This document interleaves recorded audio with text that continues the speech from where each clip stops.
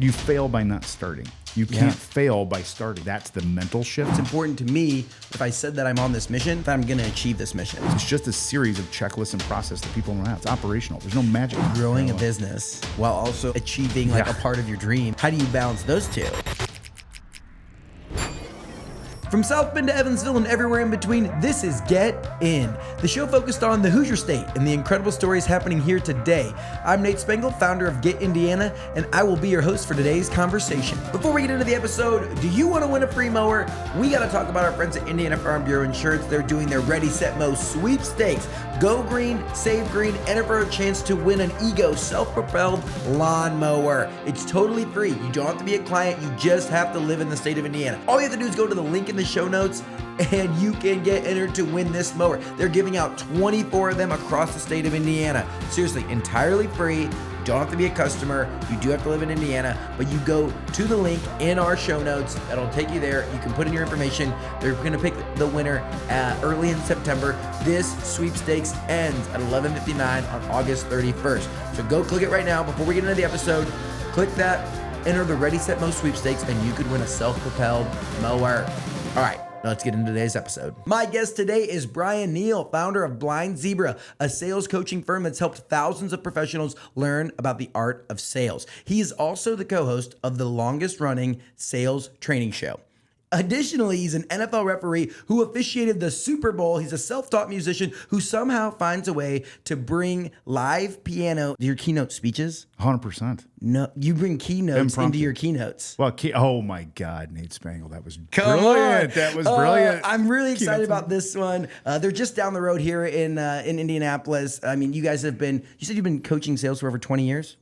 Yeah, you don't like to say, you get to a point where you do anything over 20 years, it sounds like we were just talking in the pre-show. Like you don't want to think that 2006 was 19 years ago. You just don't. So it's just been a long time. Well, I mean, it's been a long 1990. I know the exact date I started. June 3rd, 1997 is when I started doing sales training. I was exactly 2 months old. There we go. 3 months old at that point. So wow, there you go. It's been a minute. We also talked about the fact that you started podcasting back in 2006. Correct. So I'm excited to really dive into this. But before you were a Super Bowl referee, before you were a sales coach and ran this business, the story starts in Newburgh, Indiana. And for anyone out there, that's Southern Indiana. Yes. That's down right by Evansville. Is that Castle High School? 100%. Go Knights, baby. Go Knights. Go Knights. Come on now. Talk to me about how you went from a small town outside of Evansville and ended up in the Super Bowl. Yeah, 100%. It's great. And so, first of all, I have to tell you, I love what you do. And I'm so happy to be here. I had to invite myself on the show, but I'm like, Nate's doing so. I love our state so much. I'm in give back mode of life. So thank you for what you do, first of all. And it's just, even though it's an Indiana show, it's still an awesome show. And then the fact that it's Indiana based just makes it so much better. So I'm all goosebumpy. The other thing that's funny, so I'll get to the Super Bowl. So I worked the Super Bowl. 100 million people watch me on TV. I've worked the national championship game. I've worked 2 AFC championship games. My kids, I'm their dad, okay? My boys, when I work those things, they're really proud of me. But they have never been so happy for me to be anywhere than on Nate Spengel's podcast. So like, dude, you know this guy? And I'm like, yeah, I'm going to be on his podcast. Like, no, they're so excited. So you got a great listenership here in Indiana. How did it start? This is fun because this is an Indiana show. I bounced around a lot when I was a kid. I was born in Evansville. My parents moved to St. Louis for a year when I was really little. Then I moved back to Evansville. Then my dad got transferred to Columbus, Indiana. So I went to all first grade and half a second in Columbus. Then I went to Greenwood, half a second, all a third for Greenwood. My parents split up. Then we moved back home to Evansville. And then when my mom married my stepdad, we moved to Newburgh. So I was actually in all part of the southern state for, 5 schools in 6 years, something like that. And I was always a new kid. And this is getting to the story, how we get to the Super Bowl. I was super shy and quiet. And a lot of people meet me like, dude, you're not super shy and quiet. I actually am. I'm one of those, you heard the labels, like I'm an introverted extrovert. So I actually, if I go to like a big networking event, I'll go stay in the corner and wait for people to come talk to me. But on the stage and things like that, like I'm out there and podcasting and all that jazz. So my grandpa signed me up for Little League football when I was in 5th grade in an attempt to get me some friends because I was like, kind of lonely, shy kid just standing there on the sidelines. And I went out there like you do in football. If you play football, it's really hot. It's August in Newburgh, Indiana. It's hotter than hell down there. The grass is all brown. And, they're like, okay, get up and knock the crap out of that kid. And then you do that, and then you're like, oh, you get kudos for it. And so I got this space to release all these emotions I had about my parents getting divorced, and I didn't have a really good relationship with my dad. So these football coaches became father figurely to me really early. And I got everything I needed from a father figure from my football coaches from age 10 forward. So flash forward, I played at Castle High School for John Leidy, legendary Hall of Fame coach, passed away. One of his sons still coaches today, coaches high school football here in Indiana. Great family, taught me so many things about life and living life the right way and just how to achieve goals and things. When football ended, now I have kids now that played at Cathedral High School, good football program. Linemen, all of my boys are linemen. I was the slowest human to ever step foot at Castle High School on a football field. I mean, it was like, and I now watch my kids, and I know it's genetic now. It's like, you can't try to run that slow. You like watch, you're like, are you really trying to run that slow? It's so slow. I was 6 feet tall. I wasn't going to play in college. So I go to my coaches, and I'm like, hey, I really want to stay in football. I think I might want to be a volunteer coach, but I'm not going into education. Give me some advice here. They said, don't be a volunteer coach. You kind of do this. And it's tough. It's a grind. You don't get paid very much. It's a labor of love. He's like, you're going to business. Here's what you should do instead. You should get your referee's license. Like, because you're kind of wired for that, which I thought was, at first I'm like, oh, thank you. And I'm like, that's kind of a rub. You're kind of like saying, refs are dorks. It's not like anyone grows up like, I can't wait to be a referee. You can't wear a referee uniform and look cool. It's just impossible to do. But I'm like, okay. So I took the test. I got an 83 out of 100 on my first high school test, which is okay, not bad. But what people don't know is it's a 100-question true, false, open book test. And I still missed 17. People are like, you want to know what's wrong with like referee in America? That's part of the problem. And so I worked the first game at Bloomington South High School. JV game. I ran around there. I didn't throw my flag. I didn't blow my whistle. I didn't signal stop the clock. I didn't do anything. I just ran around. And I'm like, got in the car. I'm like, God, that was awesome. And the guys with me, they're like, that dude sucked. Like, he didn't do anything. He just ran around. But I was hooked, man. And so I did what my coaches always taught me. Coach Leidy, it was required at Castle High School. Every football player had to write down, good old-fashioned SMART goals on a note card before every season. It had to be specific, had to be measurable, time-based, all the cheesy stuff you hear. But I learned that when I was in freshman. And so I got done with my first season, and I wrote down that I wanted to ref the state championship in Indiana by the time I'm 31. And I said I want to referee in the Big Ten by the time I'm 36, the NFL by 41, and the Super Bowl by 51. And I wrote that on a note card when I was 19 years old. I had no idea how that stuff happened, but that was my goal, and my coaches taught me to do that, so that's what I did. Did you? At what age did you make it to the Super Bowl? So I got the state championship when I was 30. I worked the 1A state championship, Lafayette Central Catholic against Perry Central. It was like 67-7 or something. Oh. There was a blowout. Lafayette Central Catholic killed Perry Central. But, what years was that? That would have been 99. Oh yeah, 99, for those early 2000s, they were just wagging on 1A. Crazy. And then I got in the Big Ten at 36. And then I got in the NFL at 44, so I missed that one. And then I got the Super Bowl call when I was 52. So I missed it by a year. Isn't that crazy? That is crazy. Yeah. And it's crazy to have that, like, the thought to, like, look forward that many, 30 years. You're 19, literally. I just started adding 5 year, basically. I just did 5. I started, I'm like, 31, that'll give me a little time to get out. And I'm like, okay, 5 years later, Big Ten, 10 years later, NFL. I mean, I have I was a ref in college. I didn't know official. that. I was an official. Let's go. Because it's the ultimate college gig. So I was going to DePaul. Thank you for saying this. It was so lucrative. So lucrative. People don't realize. I'm telling my boys. And there's so no one wants to do it. Nobody. You do have to have you got to be able to carry yourself. Yep. So like I was a 21-year-old, like freshly 21. I was like, I could get a normal job. I got a work study where I just sit there and do nothing. Yeah. Or I could do this reffing thing. Like sometimes you have to wake up on Saturday. Like for wrestling, like wrestling does have bad Saturday hours. Like you got to be there at 7 a.m. So I said, nope, no weekends. I'm just doing weeknight duels for Putnam County's middle schools. Awesome. And there's only like 15 wrestlers per team. I would get in there. I would call pretty quick pins. Like, hey, right, you do. The best one ever. I made $75 and I got out of there in 36 minutes. Literally. And I was like, pin, yes. forfeit. We're out of here. Out. And it's like, it's an experience when you have to like be young and look at someone and like, I actually have the power. Like I'm in charge. Yes. And I made this call and they're like yelling at you like, that wasn't a pin. And I'm like, that's what I saw. Yeah. And it's like, you can't do anything. Like you say anything, like I'll just kick you out. That's it. And awesome. it was a really, and it was lucrative. Like you could make money because there's this national ref shortage. Massive. I can't even get. That's a whole other episode, Yeah, man. right. So people don't realize how bad it is. I mean, already games are getting moved. I'm varsity in Minnesota. They play varsity football now on Thursdays and Fridays because there's not enough refs, and it's just getting worse. And that's the thing too with women's wrestling. Oh my god, because it's like growing so quickly. There's no young wrestling refs. None. Like None. they were old when I was wrestling, which was a decade ago. You know, like they were already old. Same guys, usual suspects. Yes. Okay, so you set these goals. Yep. And then while that's rolling, of you pursuing your dreams of being a Super Bowl official. Yep. Then you're also start building the company and coaching sales on the side. Yeah. Where, like, how much experience did you have to get? How do you just start being a coach? Yeah, it's good. I got my job. My first job out of IU was with Procter and Gamble, which, you know, these days it's cool to get like a tech job. You know what I mean? Like, you know, and back then the cool job was to sell toilet paper and diapers. Like that was a really cool job to get, which is what I did. And I loved P&G. I fell in love with training at P&G because they're really good trainers. I volunteered to be a trainer, but I didn't like the grocery business. And was that like P&G had a lot of like GE influence, right? Huge, like people came over huge. and GE was like the number one training organization. So like all the you'd go above. out there and get like your real world MBA there. Absolutely. I can't remember. Dave Becker talked about whoever the founder of GE was, Yeah. and he got to, you know, rub shoulders or get that experience. So Jack training Welch. and Jack Welch. yeah, Yes. training and development. Like Yes. that's what you fell in love Big with. time. Fell in love with it. And I always wanted to be my own boss, though. So I left P&G after 5.5 years, and I started my first business called Cleaning Solutions. What Cleaning Solutions did was distributed environmentally friendly cleaning equipment and cleaning supplies to hotels, restaurants, and hospitals. What year is this? Exactly.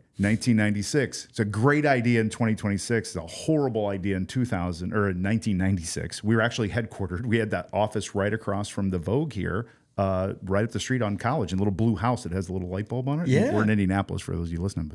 But so that's where we were. It took me about 18 months to be bankrupt. So I literally lost all my money.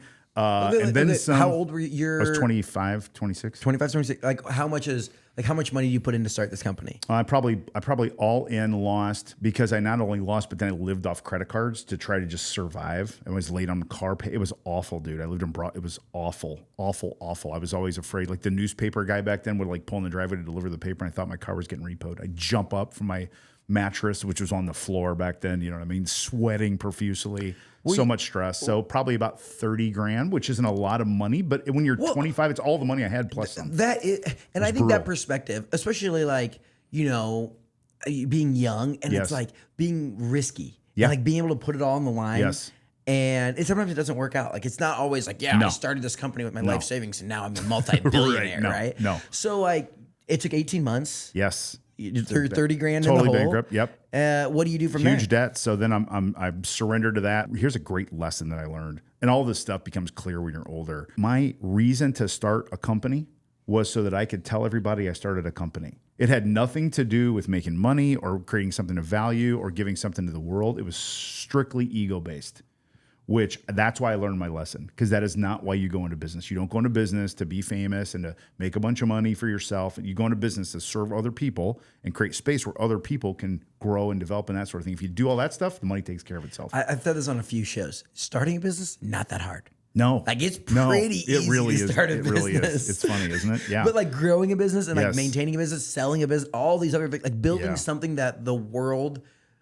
I think that's so true. Like I think that a lot of times people want to start business because they want to be the next Mark Zuckerberg or they want to be the next Sarah Blakely, right? Like build this $1 billion enterprise for them and because they want people to think that they're cool. And people can see right through that. 100%. So from that moment, right, you kind of have to get a little reset button. What do you go do? Yeah. So then you're broke. The good thing about being broke is you can't go it's harder to get like a whole lot more broke because you can't get more credit because you're maxed out of your credit. So you're kind of stuck, you know what I mean?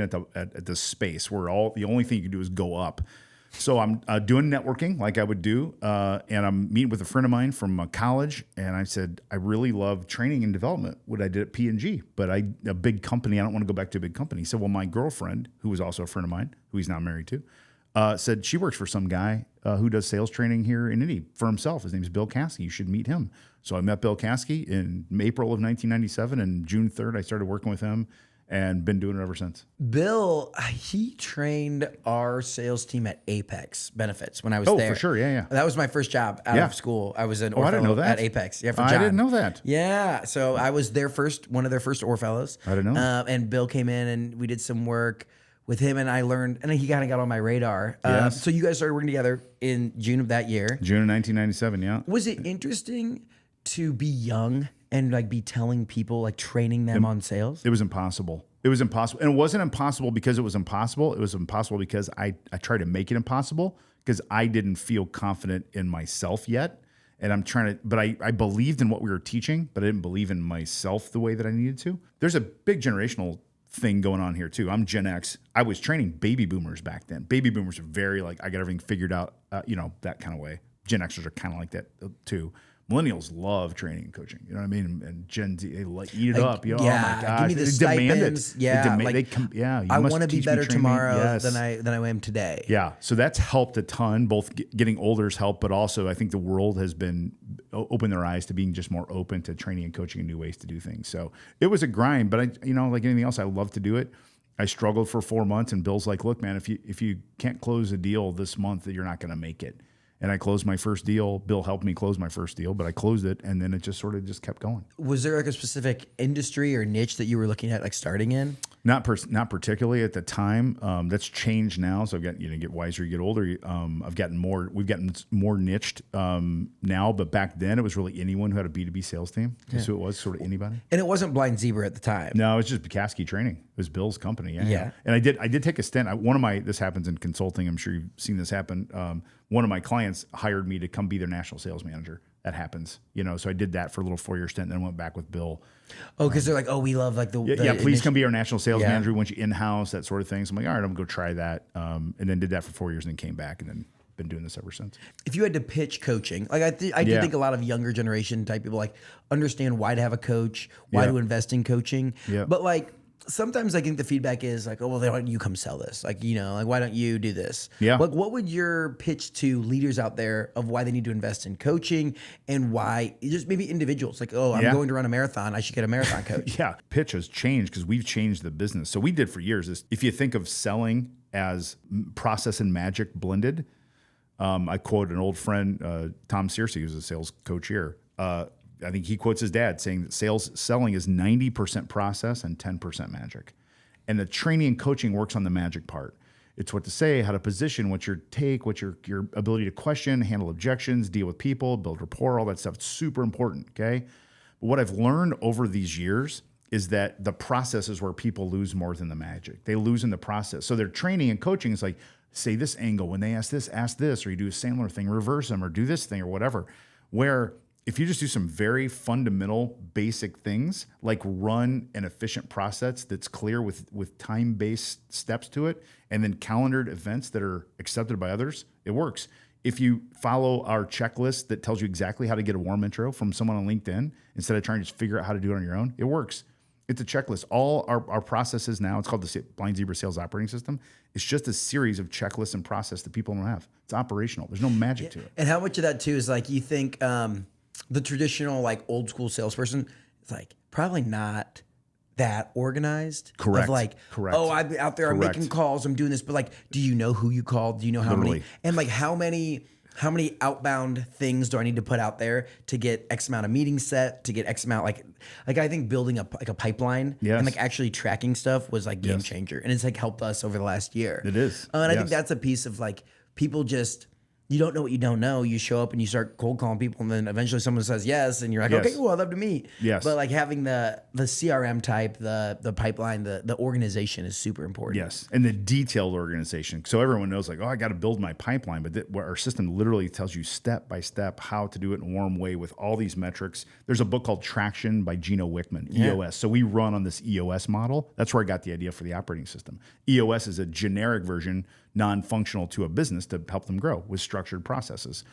And I'm going through this certification to become, to get to run on EOS. And I'm like, oh my gosh, I have this for selling. I just don't have it organized right. So in the whole year of 2023, I hired an instructional designer, and we sat down and we built this thing. And now we're certifying coaches to take our system and then deploy it into their org. Where did Blind Zebra, like where did that like take its launch? I had just gotten the call to go into the NFL, and I was still partners with Bill, and I was just having an itch to do something different than what we were doing. And I'm like, so Bill and I had, tough conversations. It's like I always say it's like like a friendly divorce. Like you get, you have a business partner and you split up. It kind of sucks. We still have the podcast. We're still friends. We still do the podcast. It's great.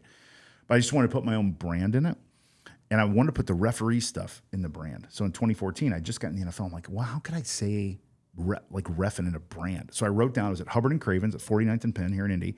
I take a little piece of paper. I go nouns, adjectives. I'm going like nouns, blue, and I get to zebra. I'm like, okay. And then I get to the adjectives, and it's like a-hole, you can't say I'm in a brand. But then I got the blind zebra. I'm like, blind zebra? That's kind of clever. Yeah, so in 2014, we launched Blind Zebra. And then we put the brand, we put the yellow for the flag, the BZ, the logo, just kind of all starts to work. So now we have this like cool, fun, playful brand that also invites a story. So if you know, and if you don't know, you're like, where'd you come up with the name Blind Zebra? And then I got to explain, like, oh, I get it. Wait, you've been to the Super Bowl? Like, that's pretty cool, right? Yeah. And you're instantly just like have rapport there. I think that's super cool. So was it hard to balance your 19-year-old goal of making it to a Super Bowl with the like growing a business, growing a family, like doing all these, like, how did you manage that? Yeah, I didn't. No, I suffered. Yeah, my marriage fell apart. My doing, it was really tough. It's hard on my kids. It's scars that they'll have their whole lives, that I'll have my whole life. Worked really hard, but it just didn't make it. So that's a casualty of that. It was hard. And then, you have the shrapnel of that with like, you lose friends and you lose, it was a tough thing to do. Time away from family just in general too. Like, together or not, it's like every weekend I'm gone. Now your family gets used to that thing.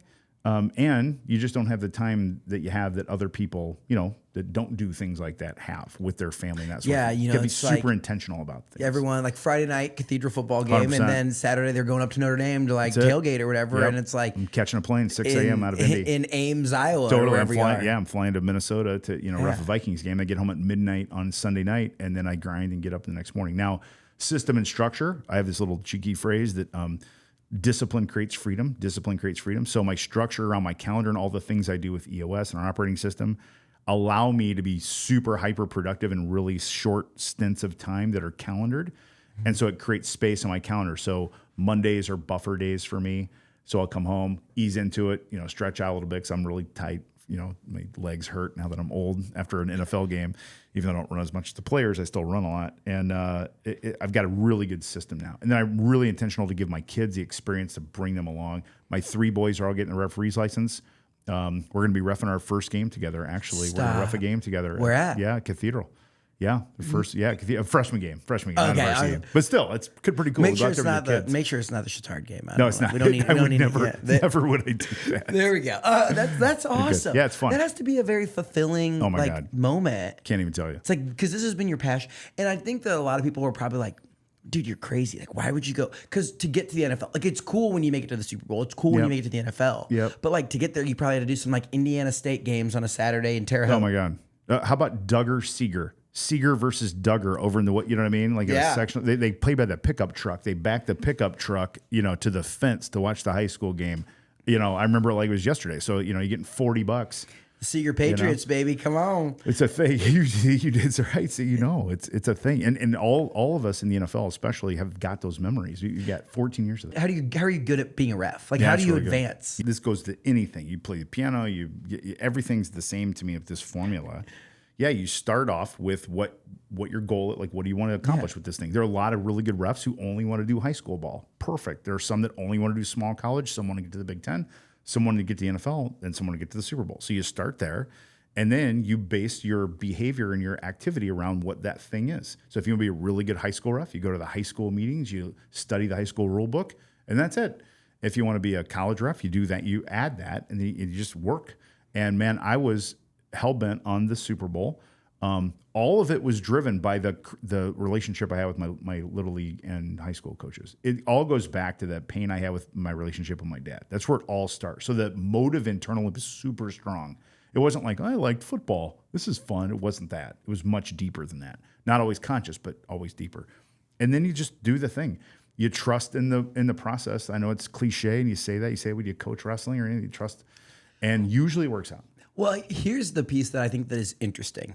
that as I've like seen and started building something and like, or is it trying to advance your career? A lot of times it's like you just expect like, oh, if I make good calls, all of a sudden like I'm going to get the call from the NFL. Yeah, no. But how much of it is like speaking this into, like one day I want to make it to the Super Bowl and like putting that out there, going and doing all the things, and people know then, and that like helps more opportunities open their door. For sure. Yeah, it's all of those things. It's the what you can, it's very cliche, but what you can control part. And then there's the visualization part. That's the kind of the woo part of that. All of those things working together. I always talk about back to, you don't start a business for yourself. So the reffing isn't about me. It's about it. It's about the game. The game's going to carry on way after Bryan Neale hangs up his, referee cleats and his whistle. It's going to keep going. And it's a great game. And it brought me so much joy and so much happiness and really healed me a bunch as a kid. So it is not about me. And then you work your ass off to be as good as you can at that thing that you are tasked to do. And then it's literally minute by minute, play by play. What year did you get into the NFL? 2014. Same year you started Blind Zebra? Yeah, exactly. How was growing a business while also like achieving like a part of your dream? Yeah. How do you balance those two? Like, how do you grow a team if like you're having slow Mondays and are out on, like that seems hard. It is. It's very hard. The good part is they're both aligned at a deep level. Like I'm very aligned. Like, so this is dorky, but when you love what you do, it doesn't feel like work. It just doesn't. So my Blind Zebra never really felt like work. Keynote speaking doesn't feel like work. Podcasting doesn't feel like work. And refereeing football doesn't feel like work. It's busy and it's hard. It's not always perfect. But I just really, really enjoy doing it. And it wasn't a passion either. It wasn't like I'm passionate about refereeing. Like no one's passionate about refereeing. It's just there's more to it than that. But I just love the job. I love what goes into it. Big news from my friends over at Hope Plumbing. Now Hope Plumbing, Heating, and Cooling. You heard that right. They are now your one-stop shop for home services, offering plumbing, HVAC, and electrical. New name, added services, but same trustworthy, loyal company. They treat your home like their very own, and now that includes HVAC as well. Book your next home services appointment with Hope and mention Get Indiana, and Hope will give you a free membership for a year. A membership includes important services like whole home plumbing inspection, a free mainline drain snaking, 2 seasonal HVAC inspections, and so much more. That's a deal you can't miss out on. Call Hope Plumbing, Heating, and Cooling and start saving today. Now let's get back into the show. You have had this mission to, your mission was to get to the Super Bowl. And having a mission and having a passion, like they don't always the same thing. Like, Truth. I think that is a really interesting piece because nowadays a lot of it's follow your passion. I'm on a mission. I always say that, like I'm on a mission to promote the state of Indiana. I love it. Like, am I passionate about every small town that no one has ever heard of? Like, I don't know, not always, but I'm on this mission. And like my mission takes me into Duggar, takes me into Linton. Yep. I get to go check out the miners at Linton Stockton High School. And then it's like you find these interesting things because this is the mission that I've set out. And it's important to me that if I said that I'm on this mission, that I'm going to achieve this mission. How would you talk about that? There are people out there, maybe they have kids that are pursuing their passions of like those interlapping circles of just passion and like having a mission and a goal and like conquering it. The passion thing, I don't know, it's just flat for me. It's too wooish.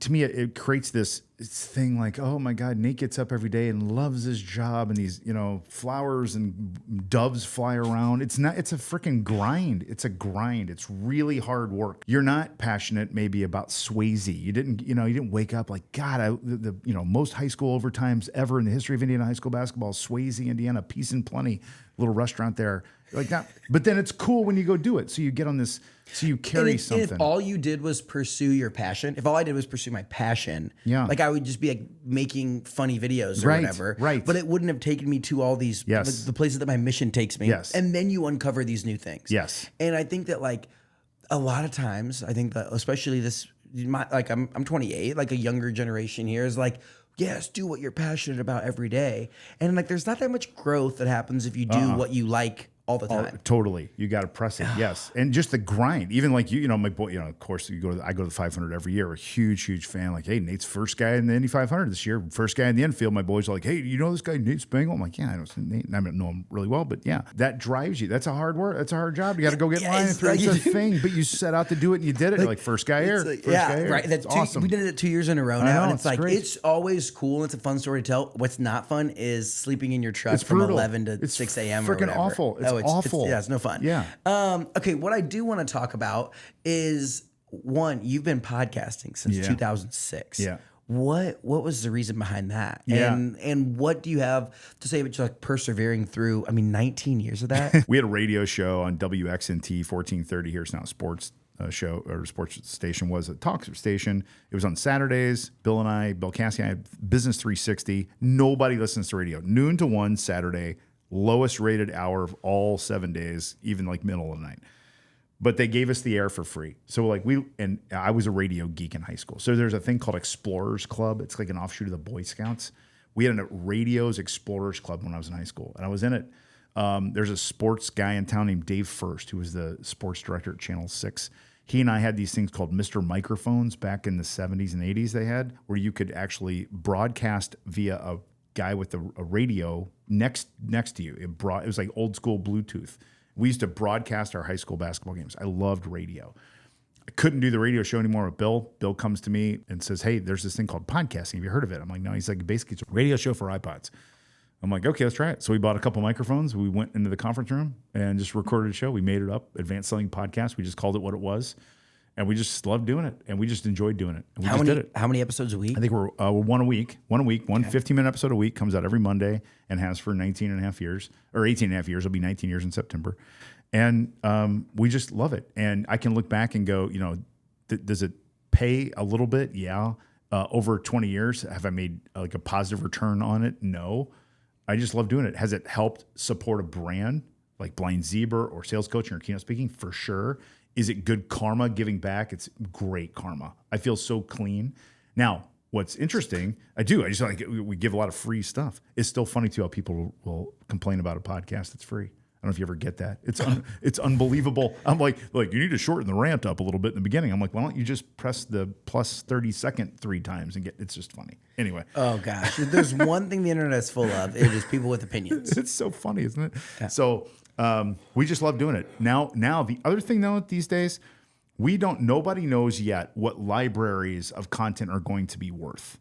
So right now, podcasts are valued at your ad revenue times a multiple, and it's just starting to say, what's the show worth? Well, we do this, $100,000 in revenue, and then it's worth 2 times that, so $200,000 you can sell it to someone or buy it, a network will buy it. But I believe there's going to be value in the library over time. I think people are going to say, boy, we could take this library because podcast is on demand. So you can listen to my show episode from September of 2006 right now on the app. Pull it right up. But I can't advertise something 19 years old, but I can with ad insertion, dynamic ad insertion, things like that. So that's going to be an interesting thing. I think it's going to be worth something. Like the collection. Like the collection. You see a lot of like musicians selling their catalog. Yes. I don't think we're going to get, the $300 million that John Legend or someone like that get. But, it's going to be worth something. Somebody would love to have a library of content is my opinion. The other thing that I see, people buying content to train AI models. Oh, people have asked. So like from a creator perspective, so let's say I go to Linton and we make a 90-second video. The other, there's 25 minutes of content. Yeah. There are people that will buy the B-roll to train their AI. And I had heard about it and I didn't really pursue it because I was like, I don't want to, if things start going crazy, I don't want them to know my face. Right. Exactly. But yeah, I do think that's a good thought. So how many episodes over the 19 years? We're over 1,100, I think, something like that. Yeah. Okay. Talked about the growth of a podcast. Yep. Like at first, you drop out your first 100 episodes. Yep. How many people listened? I love teaching people how to podcast. And I do it for free. I'll teach anybody that wants to come on to my studio and shadow me. We got someone shadowing us here today. It's great. Anybody, I'll show you the equipment, all the stuff that we use. My mark is always the 20 episode mark. You got to get to the 20 episode. You said there's a fall off, Nate, at 5 also. So whatever the stats are, 50% or 80%. Get to 5 episodes. Get to 5. Yep. Because so many times what I see, it's like people don't get to 5 because they put their first 2 episodes out and they realize no one listens. Nobody listens. And no one's going to listen for a while. And that's not the point. The point is consistency. The silver bullet, silver BB, whatever we call it, is just consistency. I don't want to oversimplify it, but that's what it is. And you don't worry about vanity stats.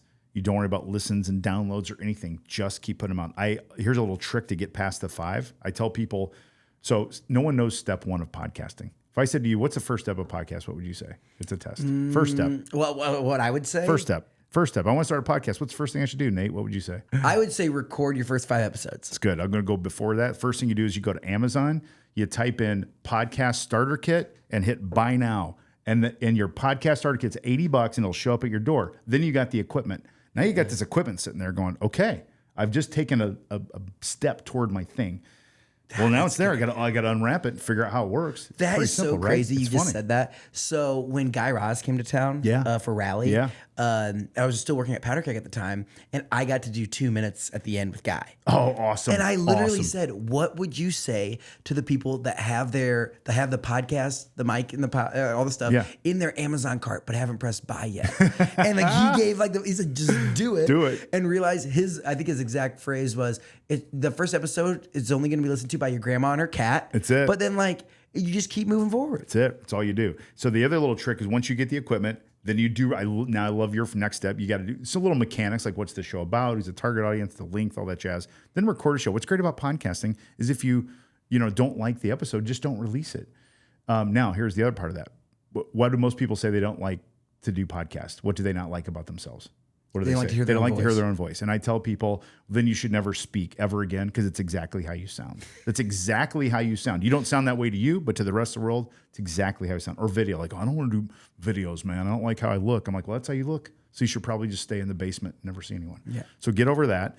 And then record 6 episodes before you ever release one. Record 6, then release 1 a week. Now drip it out and then stay ahead of it. The other thing then is the recording time. Like you have this time slot. I have Monday, every other Monday from 9 to 10, you will see Bill Caskey and Bryan Neale recording 2 episodes of the Event Selling Podcast. Every other Monday for eternity. And that's gold. You cannot overschedule that thing. Don't go over it. Don't push it. Really after the beginning of this year is where we really started to get some momentum, and like a lot of people were listening to the show. We had quadrupled our listens the start of 2025. And I was like, oh, I need to record more and more and more. And I was recording mornings, afternoons, 4 or 5 days a week. Like it was, and I was starting to have the feeling that I wasn't giving everyone like the greatest experience. Like it wasn't like, oh, you get my full attention because I'm already thinking about what I have to ask in this afternoon. And then I was like, okay, we're going to record Tuesdays, Wednesdays, Thursdays from 10 to 11:30. And like that's when we record. That's it. And like every now and again, I might do a fun one in the afternoon because it's like we're cracking a few beers and hanging out, and it's like a little bit of but that's like more for me. Like that one's like just a fun one that I want to do. Like I want to do them all, but like that one's like, oh, I invite like a brewery in and we just like drink a few beers and hang out. But I think like having the schedule and the system, huge. And realize this is the piece that I think gets a lot of people. If every other Monday you and Bill were out on the corner in Broad Ripple, and 7 people showed up every other Monday to listen to you talk for 15 minutes. Oh my God. Like, would you keep doing it? Oh my God. It'd be great. Hell like yes. Early on, like 7 people will listen. I know. 15. Imagine when you get to 100. Right. If you showed up every other Monday and 100 people gathered in person to listen to you rant. Right. Oh my gosh, I'd feel like I'd feel so famous. Who wouldn't give exactly? Yeah. Give us a perspective of how long it took to feel like you had meaningful listenership on a podcast. Well, we got 10,000 downloads. That's and that's not technically a listen, but you can. There's a stat there. 10,000 downloads. The first time we passed that, I'm like, God, 10,000 downloads is a lot of people. And then when it started to click up, then I remember getting 40 one time. I'm like, that's like 10,000 a week. And then, you got to watch yourself now. You're like, dang, I'm getting famous here. Yeah. You know what I mean? Meanwhile, Joe Rogan's getting, 4 billion. Oh my gosh. What year? See, 06 to 10, 11, 12, kind of in that range. Here was the biggest thing that shot. Here's the thing that I went. So we started a LinkedIn group early for the podcast. I had a business gig in England. Nothing fancy. I went to this place. I got to be careful now because it was the Get Indiana podcast, but I usually use a town. They say it's kind of like going to this town. I'm not going to say the town. You guys can all guess. It wasn't fancy. But I sent a note. I went through the whole podcast group and everyone that was from the UK, England, Ireland, anywhere. I said, hey, I'm going to be on the back end of my work gig at the Intercontinental Hotel at Heathrow Airport. And anyone that wants to show up at 6 o'clock, I'll buy a beer for you. 18 people showed up in England that knew me from the podcast. I was like, what is going on here? That's when I'm like, and it was weird because now it's weird. People meet you and you're like famous. Like my kids, Nate Spangle is famous to my kids. And you're there. I can't speak for you, but I don't speak for me. I'm like, I'm not famous. I'm just B. Neal from Newburgh. Like there's nothing fancy here. But that's the key. It's that's weird. the key, I think. So like I have like a whole thing where it's like, one, I'm the same person that you're going to meet on the podcast and online, on the video. Like I yap about Indiana like all day long, nonstop. Like whether you're like consuming the content or you're hanging out with me, like you're going to learn about a high school mascot or whatever. I always do something like that where it's like, oh, where are you from? Newburgh? I go Castle High School. Like, yeah. And I say, go Knights. Love it. Because like, I mean, that's just like one of the things that got pretty popular early on was like going on this mission to learn all the high school mascots in Indiana, because it's like such a weird niche thing that a normal person would never do. How about Odin? I know that that's the meat locker down there. Is it? Oh, it was the Blue Jeans. The Odin Blue Jeans. It's their old mascot. Check that out. Fact check me on that. You got to fact check me. The Odin Blue Jeans. Indiana. See if that's their mascot. That's a fun one. No way, the Blue. Are we right? Now they're the Bulldogs. They're the Bulldogs. Did they used to be the Blue Jeans ever? We'll find out. Either way, I always thought they were the Blue Jeans. The Blue Jeans. The Odin Blue Jeans. That's like Northeast Du Bois. Is it? They're fighting Jeeps. Oh, yeah. Oh, the Jeeps? They're the Jeeps. It's like this little man. I could yap about high school mascots all day long. Okay, so...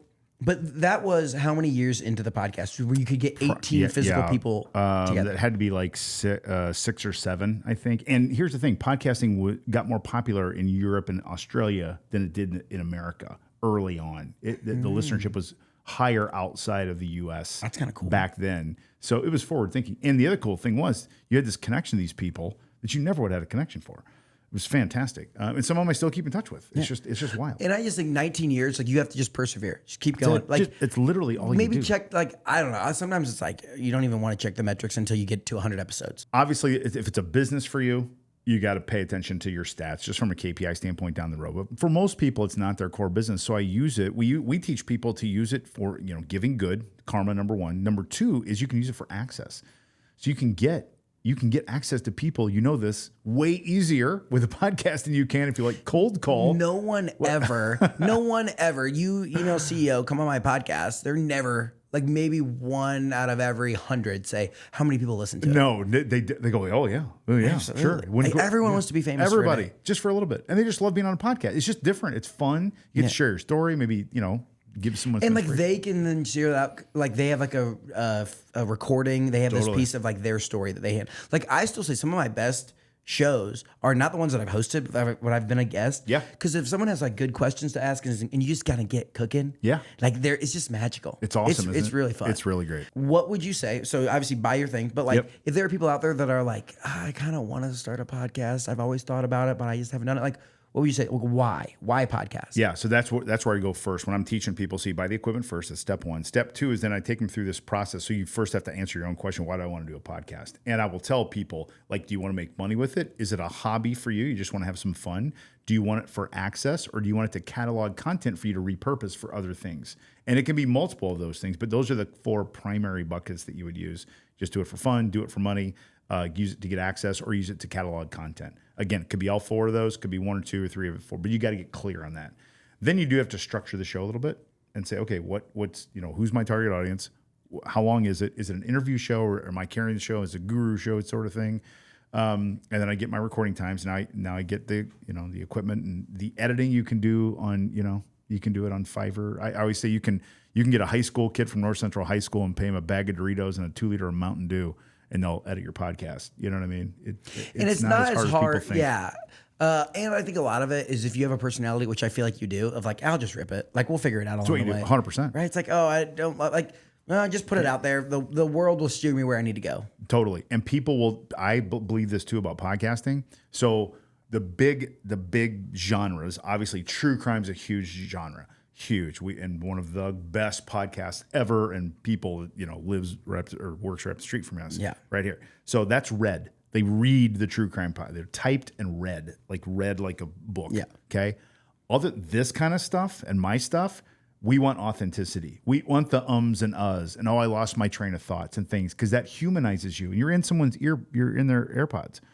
You want them to, like, I know this guy. It's like we're having a convo. 100%. And they feel like, I hope that, and I'm the same like you, if we were, getting a beer at the Bulldog and they came like, are you Bryan Neale? Like, yeah. Hey, sit down. Like, it's the same thing they just heard. Like, I was just listening to you guys. And I'm like, oh, what are we listening to? It's like the same thing. That's my favorite thing to do also, is just like because you can get feedback about like, what do you like? What should I change? Yes. What's different? And okay, so this is actually, and then we can shift off of podcasting. Yeah. The other piece that I think has been a cheat code is people are stingy with an hour. Like 15 minutes is a good time, but like 90 seconds on a reel, like when you clip something, like that's how the younger generation are listening to their podcasts. 100%. It's like they see a Theo Von clip, they see a Joe Rogan clip, and they're like, oh, I listen to Theo Von. It's like, well, you listen to him for 90 seconds, like one time a day on the clips. But like, there's like whole businesses and whole like, people make $100,000 a year just clip farming. That's just like so funny. watching Joe Rogan and clipping it out and putting it on TikTok, and now they can make money. It's crazy. It's awesome. But like getting your video and like putting that out into the world, and everyone, I don't know. It's like, if you're not willing to put it on your Instagram, then like, you don't even start it, you know? Like, you got to be willing to own the brand a little bit. Like we call it inflated self-importance.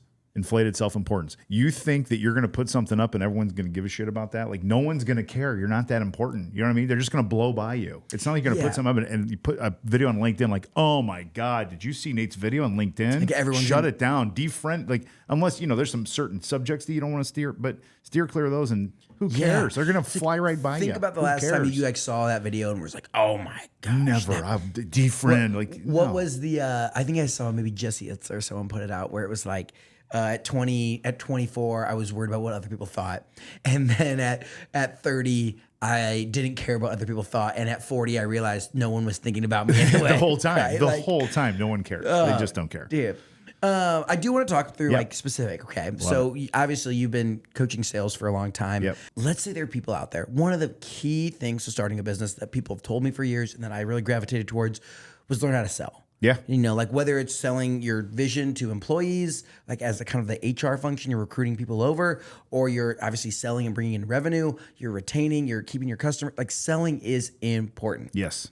What are a few of these basic lessons, maybe like some quick hitters that you could teach people that like, I mean, we're 1 year into our business. I don't know anything. Like, I don't know nearly as much as I could know. But like if you want to, get your business from zero to, you know, get to your first $1 million in sales and selling things. You need to operate from a set of guiding principles first, and they need to be codified. They need to be written down here. So we have 10 guiding principles. The first 3, and we stole them. It's not like we made them up. Abundance, detachment, and intention. There's an abundant market. I'm detached from outcomes, and I have clean intention. I try to help other people. And that's my chorus foundation of my gut. I have to have those codified. I can't be like, oh, you know, we always try to do a good job, and you meander around them. Nope. Abundance, detachment, intention. Clear. Boom. That's number 1. Number 2, you have to have a written plan. Sounds cheesy and hokey, I know. Our plans are 6-month plans. They come with both outcomes and behaviors. There are commitments to yourself, not to others. So we don't business plan in our sales operating system for our boss. We plan for us. And so if you took everything away from me, I've got my plan in front of me. This is who I'm after, and this is the behavior I'm committing to do that thing to get those deals. And then another part of that then is connectors. And we have those listed by name. You need to list connectors by name. I didn't learn this till I was like 32. There's a company here called Harding Porman. It's a big printing company. Dave Harding and Bob Porman. Bob Porman was one of my best mentors, and he taught me this. People want to help other people. And your friends want to help you, and your business friends want to help you. You've got to leverage connectors in an active, direct way. You can't just like put stuff out and expect people to like show up. And you don't have to go cold to people. You can go warm to people through people that you know. And so I always tell people, sorry, if you want to get to $1 million, you always think about leverage. Don't think about, getting to, $110,000 sales. Find people, like one person that can get you to 40 of them. And introduce you and do it warm. That is the trick. That's the trick, the leverage trick. Most people want to go cold, 20 calls a day, 50 calls a day. I'm like, how about I have a breakfast and a lunch, and each of those 2 people introduce me to 10 other people. So I worked for 2 hours, but I got 20 introductions, and they're warm, and they're already trusted. They won't all say yes or meet with me, but the odds go way up. That is a good frame to think about it. Yeah. Because people do at their core want to help. Absolutely. And asking your friend or like a mentor or a peer or someone in your circle to help you. Yes. Because they'll be listening for you. Always. And they'll be hearing it. And they're like, oh, yeah, you should meet with so-and-so. Like, yes. Or they can hear like with someone that has a problem that you solve. That's it. Wow. They can intro you. The other so piece, this was like something that I picked up of like the modern way. And I've, we've gotten, lots of followers and stuff like that now. So like I put out an Instagram story that was like, just spent 1 hour sending cold email. Like, please respond to my emails. 2 people respond. I sent 100 emails in an hour, whatever it was. 2 people responded. 20 people responded to the Instagram story saying, "Send me your deck." Right. And so it's like when people see it in public and they know what you're doing and like they see you building this thing, they want to help. They do. They really, really do. Wow. It's karmic. I'm telling you. And people don't. They get in their own way with that. They think, well, Brian's really busy. I don't want to bother him. I get validated when people ask me for help. If I sit there by myself and no one asks for my help, I start to feel like I'm not worth anything. Like, well, no one needs my help anymore. But when people say, hey, man, can you introduce me to that person or this person? I'm like, yeah, sure, go ahead. The final piece before we get into the lightning round that I want to talk through is building the space as an adult to fail, to try new things, to learn, and to like seek out curiosity. Yeah. So you, in the 90s, got your private pilot's license. Yep. Obviously, you know, the NFL referee, official, like that whole piece, as well as music and specifically the piano. Yes. Like you've literally, we talked about it in the beginning, but you bring piano into your keynote. Yes. Like, keynotes into the keynotes. Like very keynotes good. into Very Come good. on. It was very impressive. Very impressive. I didn't even plan that one out. It was really good. Sometimes you're just the cooking. best kind. I mean, it's good. So talk to us about the importance for adults to give themselves that creative outlet and to get to, you know, pick up music or sports or running or whatever it might be. So I love this question. And when I go do keynote talks, this is my theme of keynote talks is called First Domino. And this is where people fail. People don't fail at the planning, thinking, follow through. They fail more at the failure to start than the failure to continue. Most people think, well, they don't want to start it because they're afraid they'll not continue. Then they feel like that's failure. To me, failure is not starting. So Tony Robbins talks about it's one of his things, take massive action. I don't totally agree with that. I think you should take itty bitty action. You should take the easiest first step to get going in anything. So an example would be, I want to play the piano. I already gave the answer away. So if I have a piano, I'm good. If I don't, I need to go buy a keyboard. So I go to Amazon, I type in starter keyboard. It'll be $80. It'll be cheap, but it's a keyboard. Hit buy now and it'll be there tomorrow. So now you've got a keyboard, you plug it in.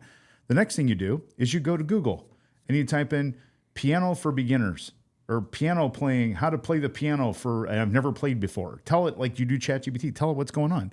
And there'll be a billion videos in less than a second right in front of you. And you hit play on one of them and someone's going to go, okay, so you want to play the piano? Well, here's the first step. There's 88 keys. And you know, this one right here is where it starts. It's a C and it's next to these two black keys. And here's how you do, and you just start.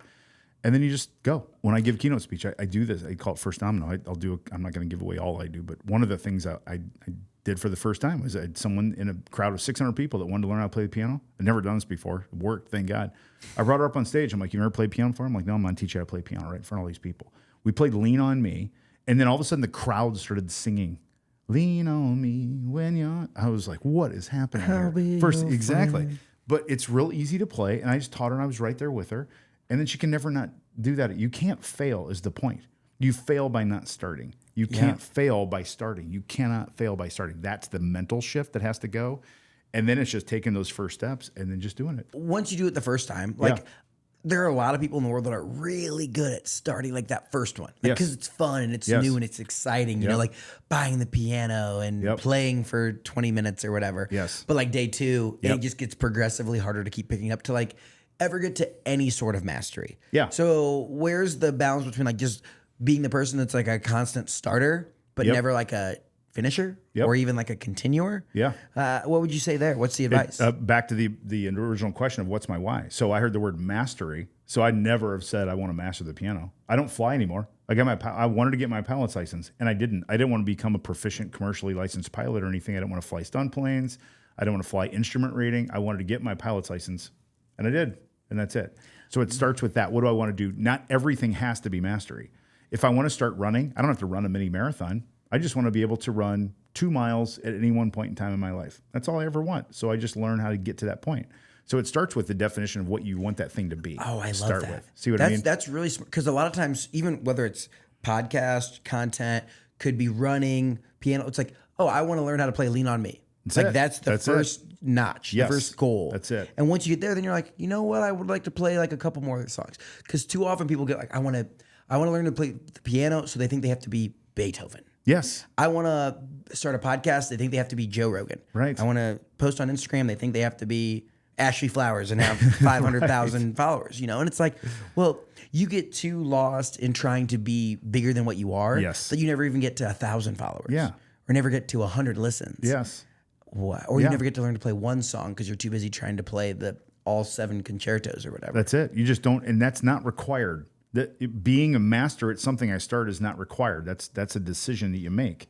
Wow. Being able to play Lean on Me at a party is really cool and fun. People are like, can you play anything else? You're like, nope.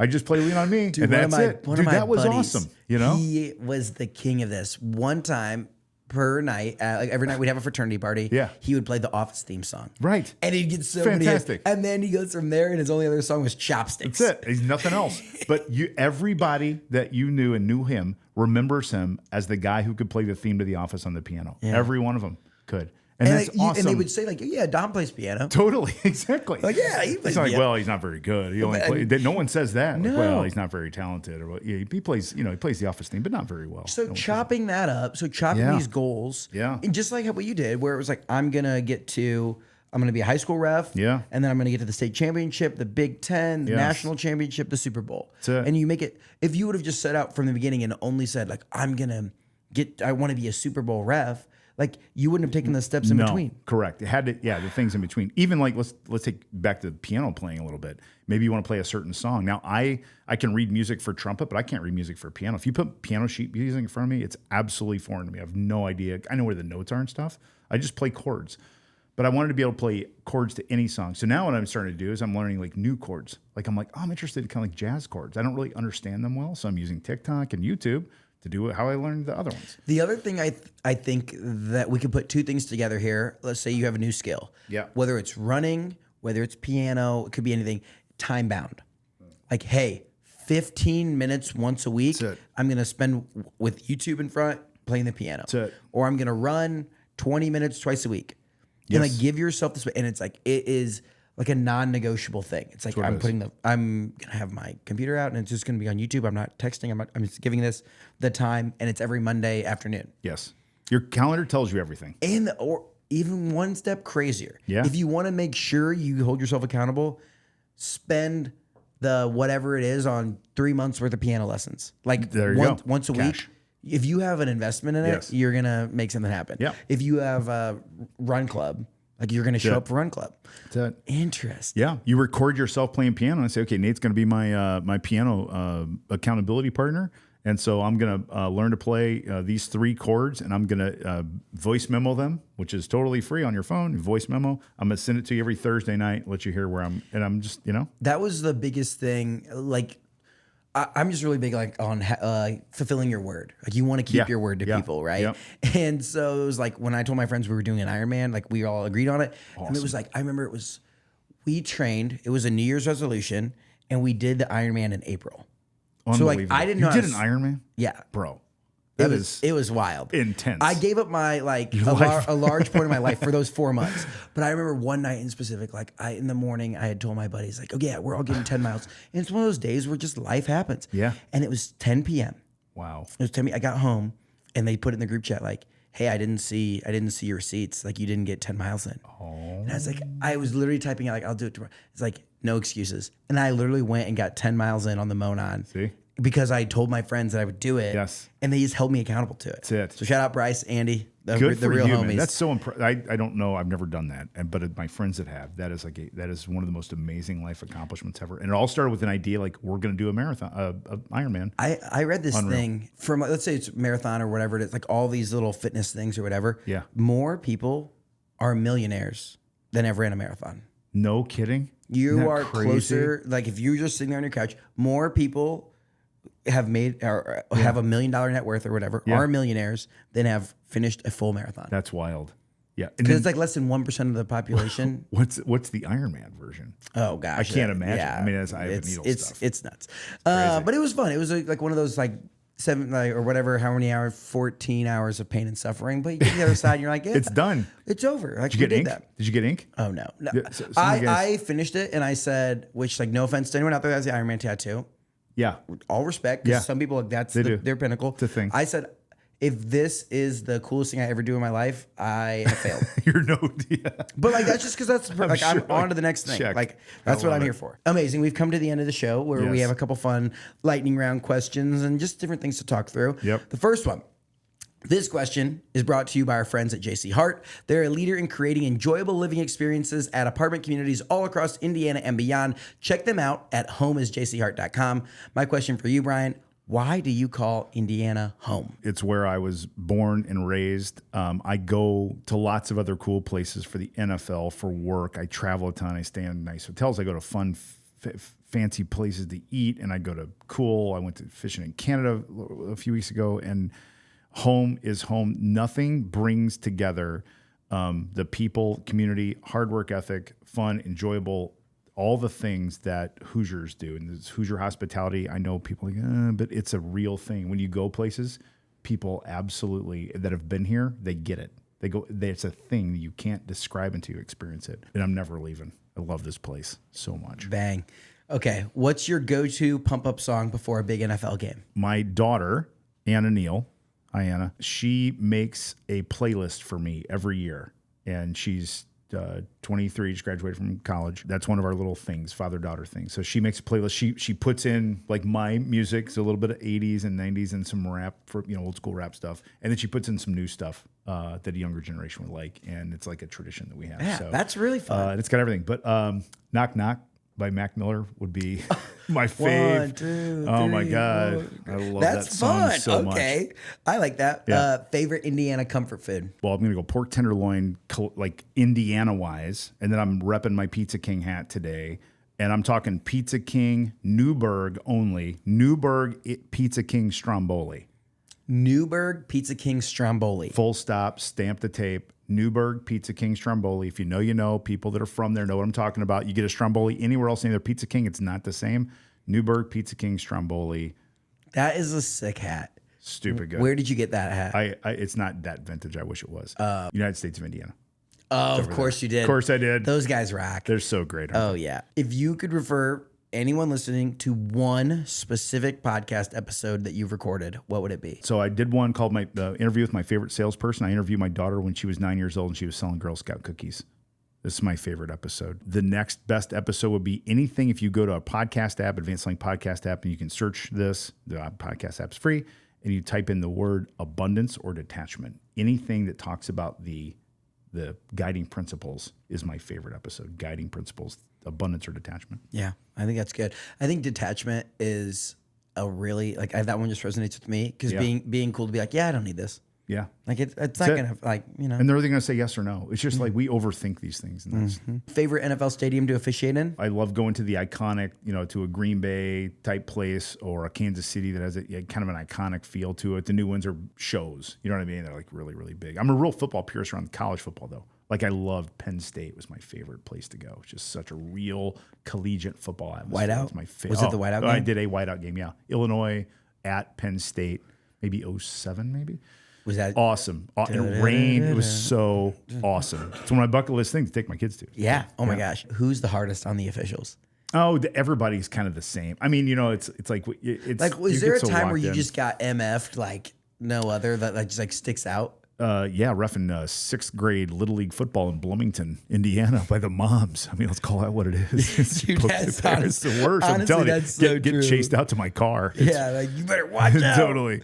Stripes, blind zebra. Yes. Who's been the most influential mentor or the most influential coach to you? Little League coach Tom Simpson, who has passed away, and I've got a great story to tell about him when I do keynote speeches. But he was just a guy that was a volunteer coach that just like treated me like his kid, and I wasn't his kid. He had his own 2 sons, but he just didn't know how much he meant to me, and I didn't really know how much he meant to me till I was older, and I got a chance to go visit him right before he passed away and tell him that face to face, which is something I'd recommend everybody do. Go see your Tom. Everybody's got to coach Tom. Yeah, absolutely. Sure. We have the final 2 questions. Do we it. asked everyone who sits in the chair. Yeah. First one, what is a hidden gem in Indiana? So I got to go 812. I'm going south to my hometown. I'm going to give you like it's a tiny little, I'm going to call it a little tour. Okay. We're going to go to the Evansville Nut Club, West Side Nut Club Fall Festival, the greatest food festival in the country, second biggest behind Mardi Gras. First week in October, always go. When I found out about this for the first time, I was like, this is some kind of joke. The West Side Nut Club. Like, what is this? How about it? It's huge. How about it? It's huge. People have no idea. It's so worth the drive, especially these days with 69 coming from the middle of the state. It's so worth it. And then while you're there, there's a place called the Hilltop Inn, which is one of the oldest continuing restaurants and bars in Indiana, but also especially in Evansville. And you can go in there and get a brain sandwich and a beer. Sounds crazy. Brain sandwich and a beer at the Hilltop Inn. If you know, you know. You're looking at me funny. I'm telling you, you know. And then you got to go to Newburgh to Nob Hill and have a fishbowl of beer and get fried fiddlers, as we call them, fried catfish. Fried Nob Hill. fiddlers. That's my little That's a secret good gem. little like Southern Indiana tour there. A1-2, I baby. like that. Yeah. The West Side Nut Club Fall Festival. I get so many comments. Dude, like, why haven't you been? Like, you gone to this festival? You got to come down there. And I think this is the year we're gonna pull the trigger. Good. I'll be there October 6th speaking at a quarterback club on Monday, and I'm taking some people. So if you're going to be down there then, maybe we'll do a man on the street episode we could do while a we're little down there. we could get some fiddlers. Well, for sure. We do that. We do a little video. I'd love to do that. I'd take you around town. Come on. Final question. This is how we get recommendations for new guests, or just keep amazing Hoosiers out and shine some light on them. Yeah. Who's a Hoosier that we need to keep on our radar? Someone who's doing big things. Bo Dietrich. Bo. You know Bo, right? They're Bo, slinging the garage I'm telling door. you, what I love about what Bo's doing in Indy is he's taking forward-thinking technology and humility and a family name in what can be described as a kind of a potential boring business. The things it's not like super fancy, and has a culture like none other. And I've gotten a chance to spend some time with him. He's a client of ours. Huge fan of him. And then I'm going to give you one more of someone that nobody's heard of. A kid named Leonard Love. He's a salesperson, and Leo's one of the most coachable, most interesting humans in terms of like trying to roll to the next life path that I've ever coached. He sells for a company called Renovio. It's a really great company, a commercial painting company here. But Leo Love, he's gonna buy. I can't believe you said my name on the podcast, but great kid. Watch out for him.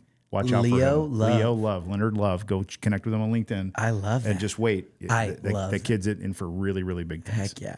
Bryan, thank you so much for coming on, sharing your story from, getting to officiate at the Super Bowl. Yeah. Right. Talk about all the fun stuff that you've done throughout the years of podcasting, of coaching. This has just been a real treat, and I appreciate you coming down the street a little bit and hanging out with us.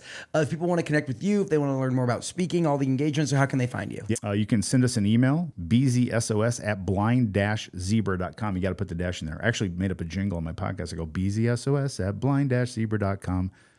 bzsos@blind-zebra.com. When you do that, people never forget it. So that's true. That's that. So you can email me and get a hold of me that way. And then I'm a big LinkedIn junkie. So please, anyone listening, LinkedIn, and give me a note that you heard me on the show here with Nate. And Heck yeah. We love Indiana. I love what you're doing, man. It's just, I'm so proud to be a guest here. And I just absolutely, it's one of those deals I wish I would have thought of myself. And I'm glad someone did. And you're the right guy for it. So I appreciate thanks for that, what you man. do, bro. Yep. Thanks for coming on, and we'll talk soon. All right. Awesome. Cheers. Thank you for listening to this episode of Get In. If you like what you heard, make sure you leave us a review wherever you listen to podcasts. This show is made possible by our friends up at Sweetwater. Whether you're looking to start a podcast or take your content to the next level, click the link in the description to see all of my gear recommendations at sweetwater.com. If you want a behind-the-scenes look at everything we're doing across the state, make sure you follow me on Instagram and TikTok at Nate Spangle. Thank you so much for listening and being part of what makes the Hoosier State great. We'll see you next time here on Get In.